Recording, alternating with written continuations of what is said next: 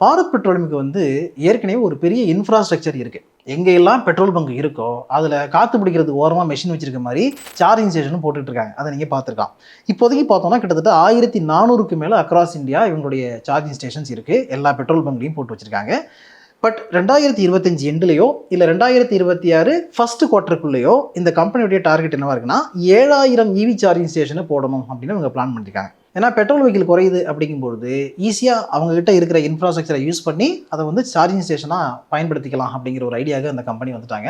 அதனால யாரெல்லாம் வந்து பெட்ரோல் கார் வச்சிருக்காங்களோ, பாரத் பெட்ரோலியம் பெட்ரோல் பங்க்ல போயிட்டு பெட்ரோல் போட்டாங்களோ, அவங்க ஈவி கார் வாங்குறான்னா, அங்கேயே போயிட்டு நீங்க சார்ஜும் போட்டுக்கலாங்கிற மாரி ஒரு சிச்சுவேஷன் அமையுது.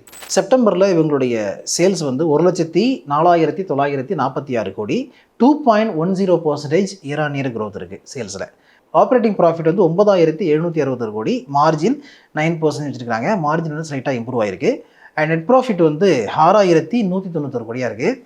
நெட் ப்ராஃபிட் வந்து 168% இயர் ஆன் இயர் குரோத் இருக்கு அப்படிங்கிறத காமிச்சிருக்காங்க. ஸ்டாக்குடைய பி ரேஷியோ 8 கிட்ட இருக்கு. இண்டஸ்ட்ரி பி 21 அந்த ரேஞ்சில் இருக்கு.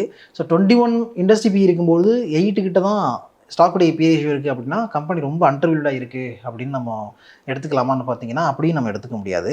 இந்த ஸ்டாக்கை நிறைய பேர் கவனிக்கல, இது பெரிய அளவில் ரிட்டர்ன் கொடுக்கும் அப்படிங்கிற நம்பிக்கை யாருக்குமே வரல அப்படிங்கிறது தான் இந்த மாதிரி ரொம்ப லோவர் வேல்யூஷன் இருக்கிறதுக்கான காரணம்.